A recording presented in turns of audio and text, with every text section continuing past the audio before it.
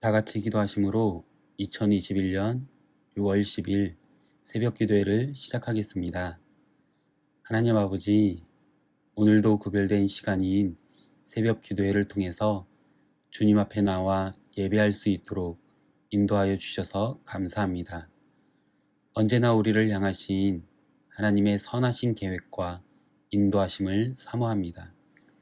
예비된 말씀을 통해서 하나님의 뜻을 품게 하여 주시고 주님의 마음을 알아감으로 그에 합당한 인생을 살아갈 수 있도록 우리를 붙들어 주시옵소서.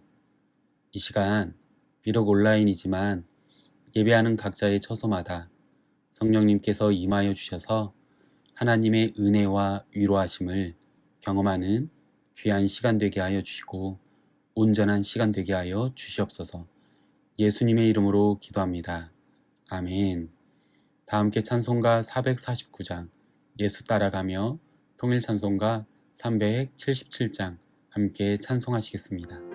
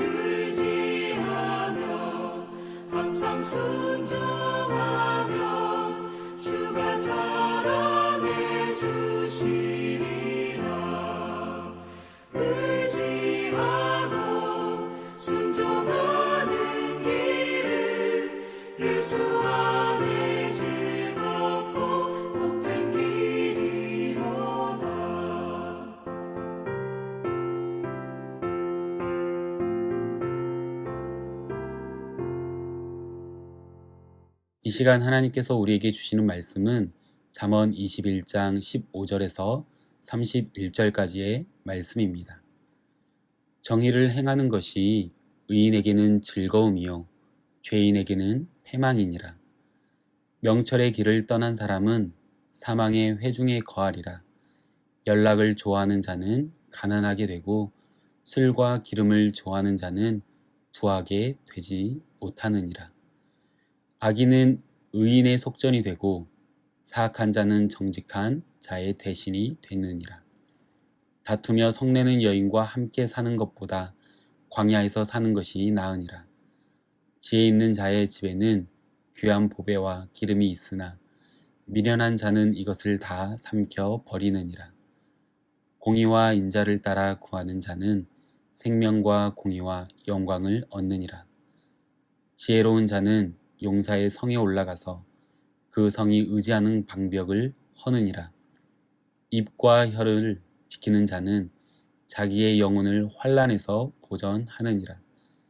무례하고 교만한 자를 이름하여 망령된 자라 하나니 이는 넘치는 교만으로 행함이니라.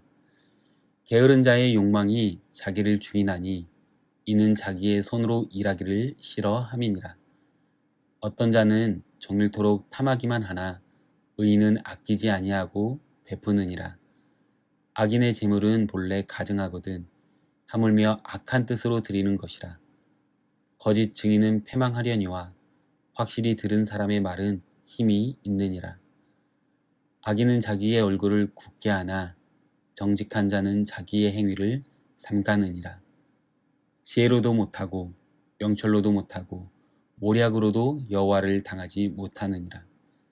싸울 날을 위하여 마병을 예비하거니와 이김은 여호와께 있느니라. 아멘. 계속되는 잠언의 말씀은 비슷한 계열의 단어나 문장을 꾸미는 방법인 평행적 수사법을 사용하고 있습니다. 그렇기에 지난 새벽 기도의 시간에도 말씀을 드렸듯이 유사한 내용들이 반복되어지면서 우리가 하나님을 신앙하며 살아가는 데 있어서 알면서도 실수할 수 있는, 범할 수 있는 부분들을 다시금 생각함으로 세상과 구별되어 살아가기를 소망하시는 하나님의 마음을 강조하기 위한 것입니다. 오늘 역시 의인과 악인의 모습을 대조하면서 묘사합니다. 특별히 15절 말씀은 오늘 본문의 서두로서 정의를 행하는 의인과 함께 패망의 삶을 살아가는 죄인의 삶을 대조하는 것으로 시작합니다. 그런데요, 의인과 죄인의 삶을 대조하면서 그들의 결론을 표현하는 데 있어서 두 그룹은 극명하게 다른 모습을 보입니다. 본문 15절 말씀입니다. 정의를 행하는 것이 의인에게는 즐거움이요 죄인에게는 패망이니라. 정의를 행하는 의인에게는 즐거움이지만 반대로 죄인, 다시 말해서 악인에게는 패망이라고 이야기를 하며 즐거움이 아닌 절망에 반대되는 모습을 그리고 있습니다. 사랑하는 성도님들, 이렇게 눈에 보이는 의인의 삶과 악인의 삶 중 어느 쪽의 삶을 선택하시겠습니까? 당연히 절망이 가득한 패망이 보이는 죄인의 삶이 아니라 정의를 행함으로 즐거움이 가득한 의인의 삶일 것입니다. 그렇다면 오늘 본문을 통해서 우리에게 주시는 도전과 은혜는 무엇입니까? 첫 번째, 하나님께서 의인은 형통하게 하시지만 악인은 심판하십니다. 우리는 종종 살다 보면 우리의 생각으로는 도저히 이해가 되지 않는 모순을 느낄 때가 있습니다. 왜냐하면 하나님을 전혀 경외하지 않고 살아가는 사람들은 형통하는 반면에 욥과 같이 하나님을 경외하는 사람은 고난을 받거나 우리가 그 모습을 목도할 때가 있기 때문입니다. 하박국 선지자도 이 문제로 인해서 깊은 시리에 빠졌습니다. 그런데 오늘 본문은 우리에게 무엇이라고 말씀하고 있습니까? 제가 다시 한번 본문 15절 말씀을 읽어드리겠습니다. 정의를 행하는 것이 의인에게는 즐거움이요 죄인에게는 패망이니라. 악인에게는 정의를 행하고 공의롭게 사는 것만으로 인해서 그의 인생이 아름다운 모습으로 결산되어지기에 큰 즐거움이 된다는 것입니다.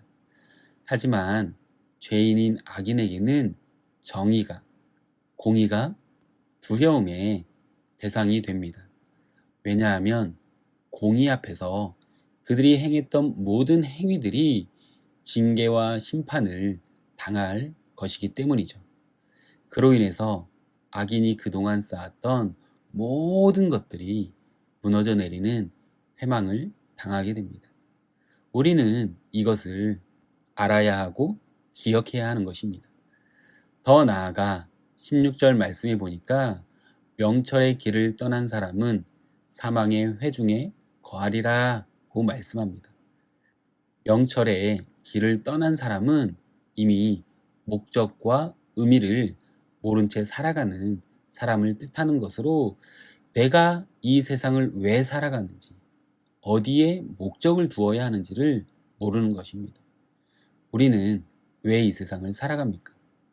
그리고 어디에 목적을 두고 살아야 할까요? 우리는 이 땅 가운데 거룩한 자로 살아가야 합니다. 우리는 모두 알 수는 없지만 하나님께서 우리를 향하신 계획과 뜻하심이 있기에 거룩한 자로, 세상과 구별된 자로 살아가야 하는 것입니다. 또한 우리의 목적은요, 이 땅에서 잘 먹고 잘 사는 목적이 아니라 하나님 나라의 목적을, 소망을 두고 살아가야 하는 것이 아니겠습니까? 하지만 우리는 지금 당장 눈에 좋아 보이는 유익을 따라 산다라고 명철을 떠나서 살아갑니다. 그래서 거짓을 일삼거나 불법을 행할 때도 있습니다.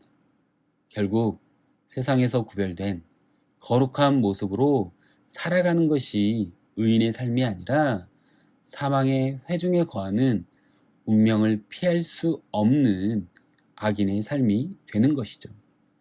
본문 18절 말씀입니다. 악인은 의인의 속전이 되고 사악한 자는 정직한 자의 대신이 되느니라. 속전이 된다는 말이 무슨 말입니까? 잘못이나 죄로 인해서 마땅히 감당해야 할 고통을 다른 누군가가 대신 짊어지는 것을 말합니다. 다시 말해서 의인의 속전이 된다는 것은 이 땅을 살아가는 동안 악인의 간교한 속임수로 인해서 의인이 부당하게 어려움이나 고통을 당할 수는 있지만 그것은 잠깐이고 그 고통을 당하게 되는 것은 결국 악인 자신이라는 것입니다. 그렇기에 의인은 지금 당하고 있는 어려움이나 고통 앞에서 절망할 필요가 없는 것입니다. 우리는 하나님의 공의로우신 섭리를 신뢰해야 하는 것이죠. 혹시 신앙생활을 하면서 신앙을 붙들고 의인의 삶을 살고자 노력할 때 부당한 대우를 받거나 모함을 당함으로 따돌림 등을 당한 경험이 있으십니까? 이 모든 것들을 지금은 알 수 없지만 하나님께서 그 어려움과 고난을 통해서 우리의 삶을 단련하시고 순금같이 나아오도록 하실 것입니다. 왜냐하면 하나님께서는 의인의 길을 형통하게 하시고 악인은 심판을 통해 징계하시기 때문입니다.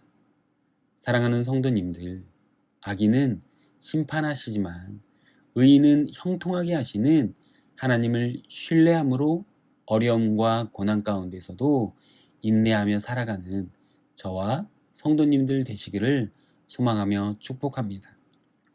두 번째, 오늘 본문을 통해서 우리에게 주시는 도전과 은혜는 무엇입니까? 형통한 삶은 하나님으로부터의 순종을 통해 시작됩니다. 내가 생각한 대로, 나의 뜻대로 모든 일이 잘 이루어 가면서 사는 것이 형통하다고 많이들 이야기를 합니다. 그런데요, 우리의 삶이 형통하다고 해서 문제나 장애물이 다 없어진 삶을 의미하지는 않습니다. 더욱이 이것은 원하는 것을 모두 얻는 삶을 의미하지도 않습니다. 나무가 때를 따라서 열매를 맺기 위해서는 여러 가지가 필요합니다. 그 중에서도 가장 중요한 것은요, 시냇가에 심겨져야 합니다. 마찬가지로 풍성한 열매를 맺으며 살기 위해서 우리는 하나님께 뿌리를 내리고 살아야 합니다. 왜냐하면 하나님이 주시는 지혜를 마음에 새기고 순종할 때 우리의 삶이 비로소 형통하게 되기 때문입니다. 맞습니다. 형통의 삶의 전제는요, 다른 것에 있는 것이 아니라 온전히 하나님의 말씀에 대한 절대적인 신뢰로부터, 순종으로부터 시작하는 것입니다. 그런데 형통의 삶을 살지 못하는 이들은 그 삶의 주인이 자기 자신이고 교만이 그를 이끄는 견인차이기에 모든 문제를 말하고 결정할 때 모두 자신의 생각대로 합니다. 하지만 지혜를 따르는 사람은 그 삶의 주인이 하나님이시기에 모든 것을 하나님 중심으로 바라보게 되고 또한 그로 인해서 거룩한 세상과 구별되는 모습을 통해서 형통한 삶을 사는 것입니다. 여호수아 1장 8절 말씀입니다. 이 율법책을 내 입에서 떠나지 말게 하며 주야로 그것을 묵상하여 그 안에서 기록된 대로 다 지켜 행하라.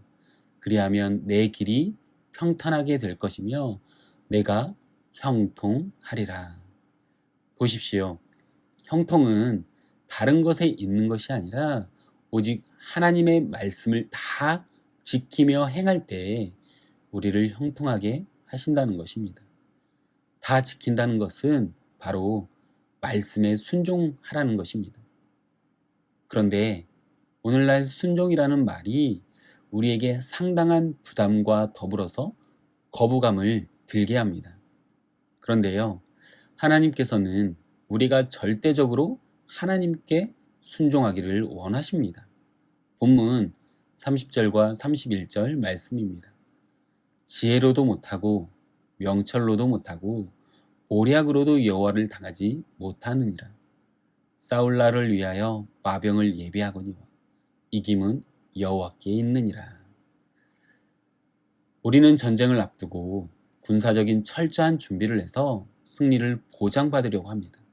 하지만 전쟁에서의 승리는 무기나 마병이 아니라 사람의 지혜로 낸 계책이나 책략으로 이룰 수 있는 것이 아닙니다. 아무리 무기나 마병 혹은 승리할 수 있는 모략을 준비해도 전쟁에서 승리하는 것은 여호와께, 하나님께 있다는 것입니다. 아무리 인간의 지식이 발달하고 과학과 문명의 수준이 높아져도 우리는 여전히 유한한 존재입니다. 하지만 그것을 모르고 그저 우리의 욕심에 따라 내가 할 수 있을 것이라 생각하고 행동하는 것이 바로 패망의 삶이고 불신앙의 증거가 될 수밖에 없습니다. 피조물의 대상인 우리는 그 무엇으로도 창조주이신 하나님을 이길 수 없습니다. 그렇기에 하나님께서 순종하며 살아가는 것이 지혜로운 인생인 것입니다. 사랑하는 성도님들, 범사에 하나님을 인정하고 순종하는 삶을 통해서 하나님이 주시는 풍성한 축복과 은혜를 누리며 형통의 삶을 살아가기를 소망합니다. 하나님을 대적하는 인생이 아니라 온전히 하나님 편에 서는 인생, 그로 인해서 언제나 하나님 앞에 전적으로 순종하는 인생을 살아가는 저와 성도님들이 되시기를 소망하며 축복합니다. 기도하겠습니다. 하나님 아버지, 세상을 살다 보면 우리의 생각으로는 전혀 이해가 되지 않는 모습들이, 인생들이 있음을 봅니다. 하나님을 불신하고 세상 가운데 자신들이 하고 싶은 대로 살아가는 이들이 더 잘 되는 것 같고, 반대로 하나님을 경외하며 말씀에 순종하고 살아가는 믿음의 사람들이 인생의 어려움과 고난 가운데 있는 것을 보면서 우리에게 큰 유혹이 되고 시험이 됩니다. 그런데요, 오늘 본문을 통해서 의인을 형통하게 하심으로 인해서 결국 즐거움을 맛보고 악인을 심판하시는 하나님의 말씀을 통해서 우리의 인생이 지금 당장은 어려움과 고난으로 인해서 힘들 수도 있지만, 그럼에도 하나님을 신뢰함으로, 의지함으로 주님이 주시는 즐거움을 맛보며 경험할 수 있는 인생이 되게 하여 주시옵소서. 더욱 이 모든 형통의 삶이 하나님의 말씀은 온전히 순종함으로 시작됨을 바라봅니다. 나의 생각, 나의 노력으로 형통을 경험하려는 인생이 아니라 하나님께 순종하는 인생을 통해 맛보는 우리가 되게 하여 주시옵소서. 오늘도 말씀을 통해 주시는 은혜와 도전 가운데 살아갈 수 있는 귀한 공동체가 되게 하여 주시옵소서. 이 모든 말씀 예수님의 이름으로 기도합니다. 아멘. 각자의 처소에서 기도하실 때 기도하기 원하는 기도 제목을 나눕니다. 말씀을 기억하시며 의인을 형통하게 하시는 하나님을 믿음으로 살아갈 수 있는 인생이 될 수 있도록, 하나님께 온전히 순종함으로 형통의 삶을 누릴 수 있는 우리의 인생이 될 수 있도록 기도하겠습니다. 계속해서 기도하실 때 코로나19로 인한 팬데믹의 상황이 온전히 종식되어져서 우리의 삶이 일상의 은혜를 누릴 수 있도록, 또한 교회의 공예배가 온전히 회복될 수 있도록 담임 목사님의 청빙과 더불어서 교회 리더십들을 위해서, 그리고 성도님들의 건강을 위해서 기도해 주십시오.